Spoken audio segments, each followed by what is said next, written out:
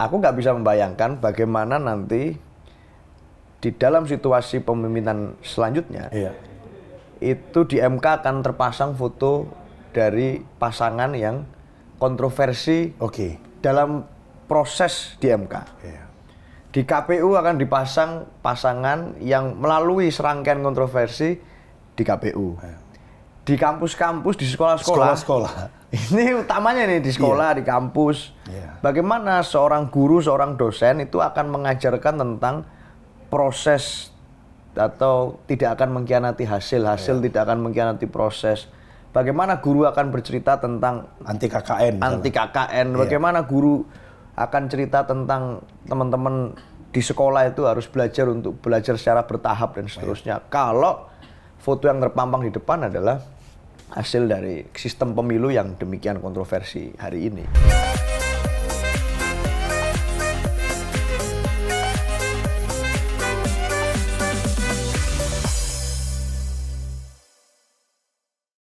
Kembali lagi bersama Demokrasi. Hari ini kita kehadiran narasumber yang luar biasa spesial, Bang Aryo Seno Bagaskoro. Apa kabar Mas Seno? Baik, yang spesial hostnya sebenarnya. Oh, gitu. Kamu undangannya kan mengikuti hostnya aja. Siap. Mas Seno, ini setelah jubir TPN, hari ini ada gugatan ke MK soal dari Timnas Amin maupun dari TPN. Untuk Mas Seno sendiri, kira-kira apa nih kegiatannya hari ini nih? Setelah pengumuman KPU. Ya, kembali ke kampus. Kembali ke kampus? Kuliah lagi, belajar lagi. Kebetulan kan kampusku itu aku belajar ilmu politik. Ya, jadi ya nyocokkan lah apa yang terjadi kemarin di praktek realita dengan teori di kampus. Cocok nggak kira-kira Mas? Banyak nggak cocoknya. Banyak nggak cocoknya ya? Demokrasi itu tadi. Demokrasi. Jadi ya itulah kegiatan sehari-hari, kembali ke kampus, belajar lagi, dan mempelajari kenapa kemarin bisa terjadi pemilu semacam itu. Brutal begitu ya? Ya menurutku keren ya. Gitu ya. Keren ya? keren. Keren kenapa tuh? Ya ini without the box lagi udah pemilunya. Jadi udah bukan out of the box, tapi udah without the box sudah. Nggak ada aturannya, nggak ada rumusnya, nggak ada batasan-batasannya, tapi semua ditabrak begitu saja dan ya kita hari ini menikmati hasilnya. Siap. Mas Seno, terkait gugatan ke MK itu seberapa besar sebenarnya harapan dan apa kira-kira harapan terbesar yang diharapkan dari gugatan itu, Mas? Ya, ini berulang kali ya. Sebenarnya banyak orang tanya dan membahas kenapa sih dengan olok-olok terutama ya, suara kita Ganjar Mahfud hanya 16%. Jadi golongan 16%. Tapi kok kemudian kita masih terus bersuara dan masih banyak sekali menempuh langkah-langkah. Kita memang sepakat bahwa setelah pemilu kemarin, kita ingin melakukan penyikapan gitu, atas apa yang terjadi. Kita melihat bahwa pemilu itu harusnya bukan hanya berorientasi pada hasil. Kalau berorientasi pada hasil, maka akan terpaku pada angka-angka. Ini menang sekian, ini kalah sekian, ini yang jadi, ini yang nggak jadi. Tapi kalau bicara demokrasi secara utuh, itu melampaui itu. Jadi kita punya keyakinan bahwa kita percaya dengan rumusan teori yang mengatakan bahwa demokrasi itu ada dua jenis. Demokrasi prosedural dan demokrasi yang substansial. Demokrasi prosedural itu orientasinya pada prosedur demokrasi. Ya ada pemilu, terus dihitung oleh KPU, kemudian ditetapkan hasilnya, angka-angka bicara, dan itulah kalau bicara prosedur. Tapi kalau bicara substansial, maka demokrasi itu ya mestinya ngomongin tentang keterlibatan masyarakat, partisipasi, ya kan, kedaulatan rakyat dirayakan di situ, dan tidak boleh ada kemudian intervensi kekuasaan, tidak boleh ada ambisi yang itu menghalalkan segala langkah-langkah nilai etika. Itu yang dilakukan. Soal intervensi tadi kekuasaan, itu sering sekali diucapkan soal abuse of power. Nah itu bagaimana itu Mas lihat itu terhadap pemilu maupun pilkada ke depannya nanti? Nah, maka dari itu, karena kita melihat bahwa ada berbagai macam catatan yang bukan hanya kita yang merasakan, masyarakat ngerasakan, kemudian para guru besar merasakan, kemudian akademisi dan seterusnya, kita menempuh jalur perlawanan terukur. Jadi bukan perlawanan yang membabi buta ya, tapi kemudian terukur. Apa perlawanan terukur? 2 langkah, 3 langkah. 1 itu adalah melalui jalur hukum di MK, gugatan yang MK sudah mulai berjalan. Terus kedua adalah melalui jalur politik di DPR, melalui mekanisme evaluasi apapun ya, namanya bisa angket, bisa kemudian evaluasi apapun yang melalui mekanisme politik.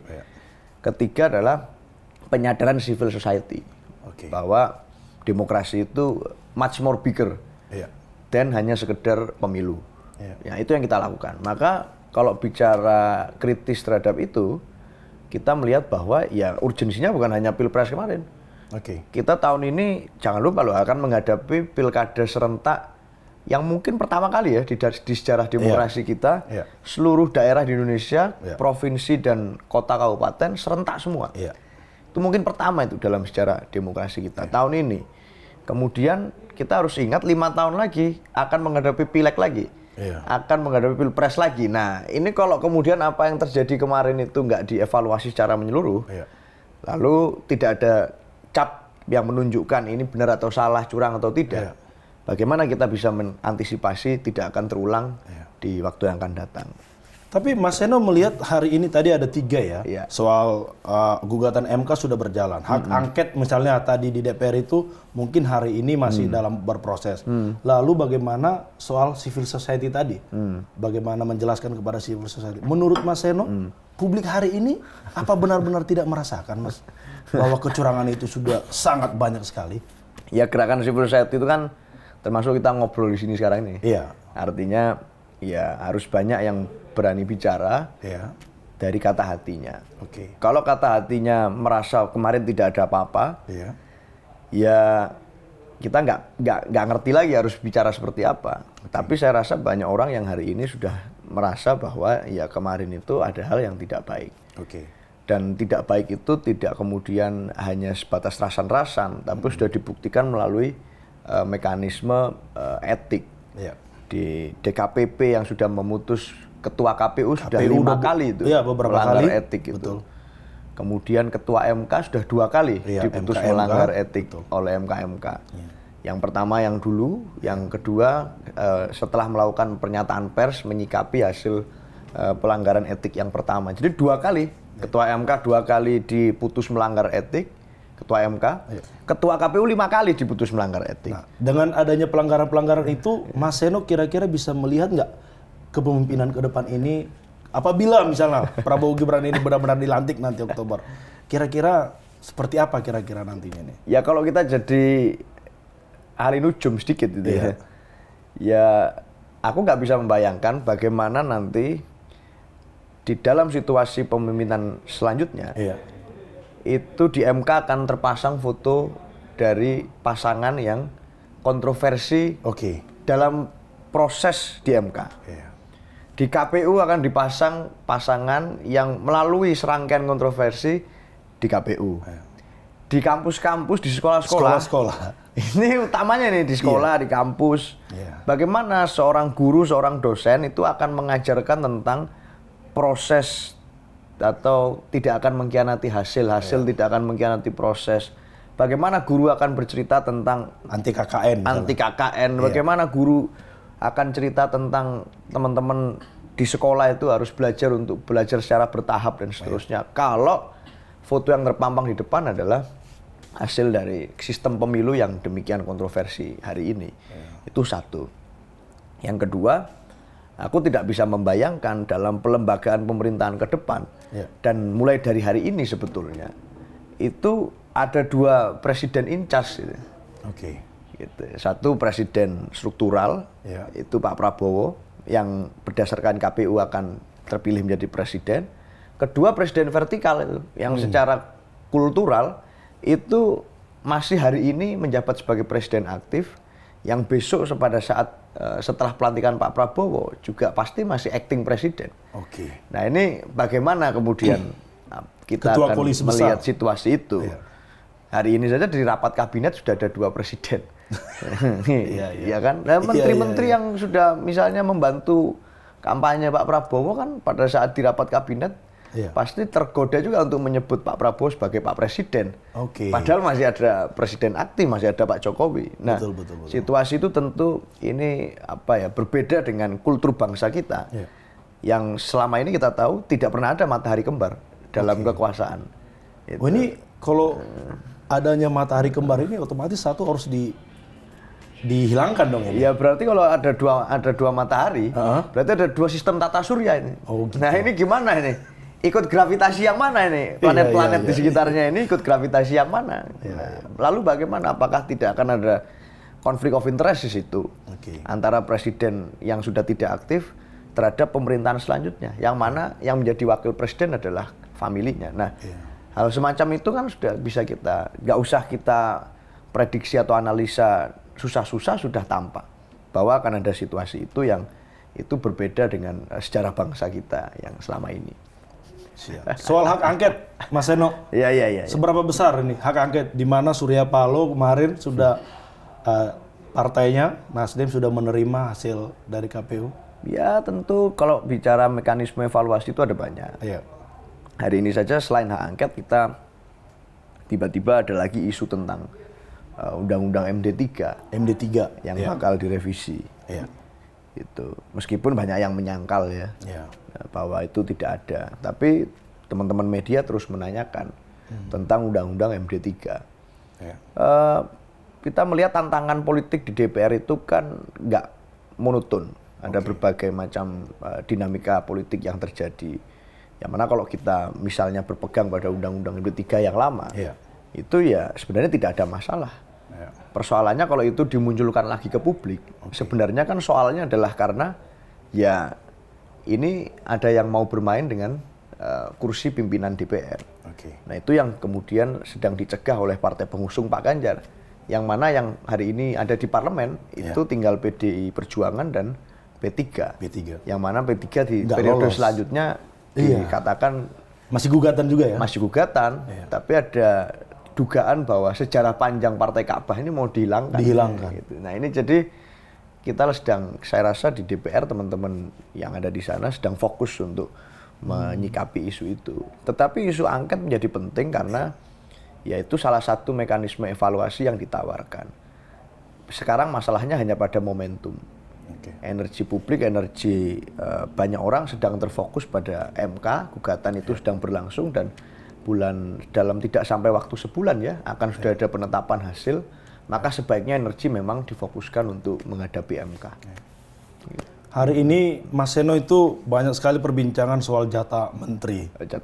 Ya untuk mereka lah misalnya begitu. Itu kira-kira apakah itu hal yang lumrah di tengah hari ini masih ada gugatan MK?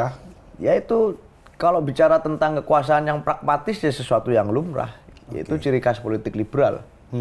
Politik liberal itu untuk para elit ya bagi-bagi kekuasaan, bagi-bagi jatah menteri. Untuk rakyat cukup dibagi makan gratis dan susu gratis. Yakin Mas Seno itu terakomodir makan siang gratis itu? Minimal janjinya kan begitu. Jadi sudah dibahas loh di pemerintahan ini. Iya, artinya janjinya kan begitu. Tapi itulah sebenarnya ciri khas kekuasaan yang pragmatis. Kalau kita melihat kemarin. Kalau masyarakat memang dibagikan makan gratis dan minum gratis, misalnya satu kepala 15.000 per hari, dibagi 15.000, dikali sekian kepala. Lalu bagaimana untuk para elit yang kemudian sebenarnya punya ambisi untuk mendapatkan itu?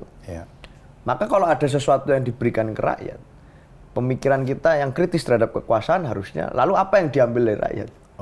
Sebagai tukar balik atas apa yang diperoleh. Tapi kan kemarin nggak terlalu banyak gelontorin dana, Mas. Soalnya kan dana negara yang jadi bukan dana pribadi kan sih? Ya itu masalah bansos itu kalau mau didalami ya itulah. Bukan dana mereka juga. Gitu. Nah dananya, maka itu yang saya bilang tadi, teorinya adalah apa yang akan menjadi tukar balik dari yang diberikan kepada rakyat dalam proses pemilu. Yang kita tahu dari laporan para saksi di lapangan, itu banyak sekali money politik terjadi, kemudian berbagai macam manuver yang melibatkan politisasi instrumen kekuasaan, dan ya itu semuanya kan kos semua.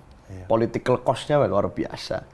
Terus balik modalnya gimana, Bos? Ini bicara balik modal, political cost-nya tadi. Politik balas budi dan political cost. Iya, ini Mas Seno ini kan saya bisa melihat bahwa Gen Z ya Mas ya hari ini.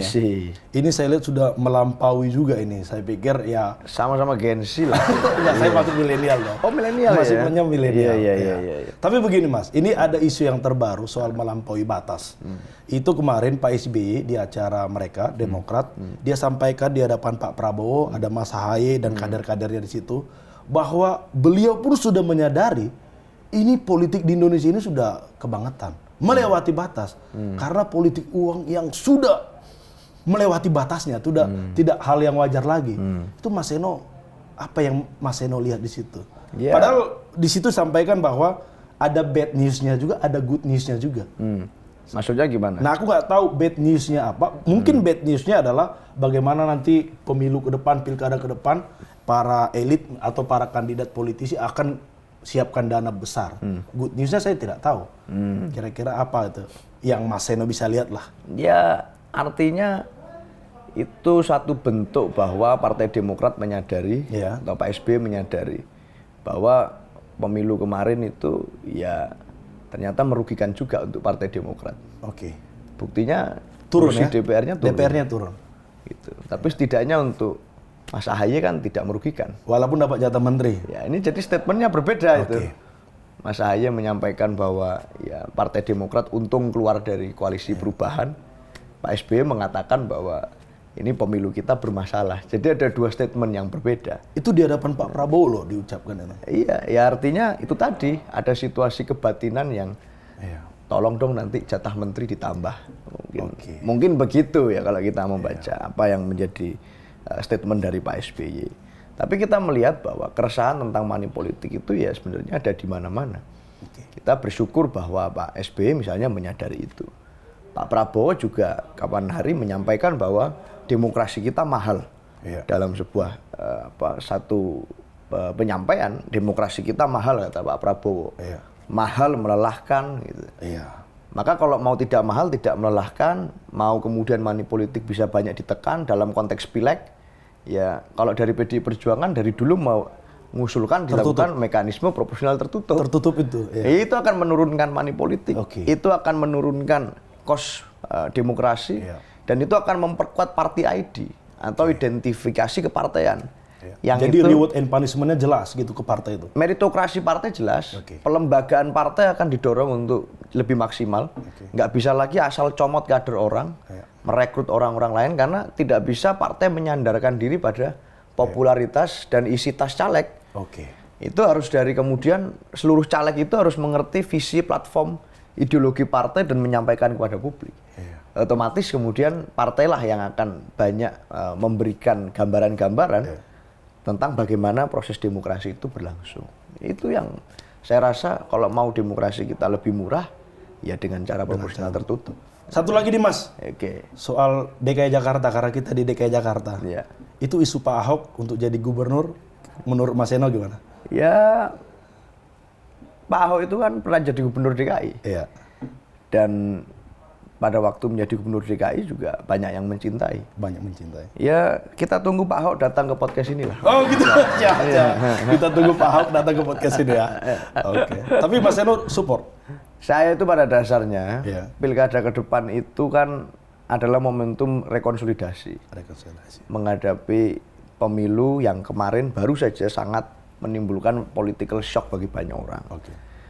Jadi ya semua daerah harus sebaiknya adalah kader-kader partai politik maupun kader-kader profesional terbaik di masyarakat yang memang bisa menawarkan kerja nyata ataupun gagasan yang baik tanpa kemudian menggunakan atau mereplikasi cara kemarin. Siapapun yang mau berdiri untuk melawan cara-cara penggunaan kekuasaan seperti yang dilakukan kemarin, maka saya akan dukung. Oke, siap. Oke, terima kasih Mas Seno waktunya. Terima kasih. Luar Termasuk biasa. Mas Dutan kalau bisa harus nyalon bupati mana. Oh gitu. Iya. Mas Seno juga kayaknya udah masuk bursa ini calon wali kota Surabaya. Oke, terima kasih teman-teman semuanya. Kita berharap ya hari ini banyak anak-anak muda seperti Mas Seno bisa jadi salah satu role model kita untuk berani bersuara bagaimana melihat situasi hari ini yang memang tidak baik-baik saja. Kita jaga demokrasi kita untuk lebih baik lagi, untuk Indonesia yang lebih hebat. Terima kasih Mas Seno. Thank you, Sudah Mas datang. Dutan. Terima kasih.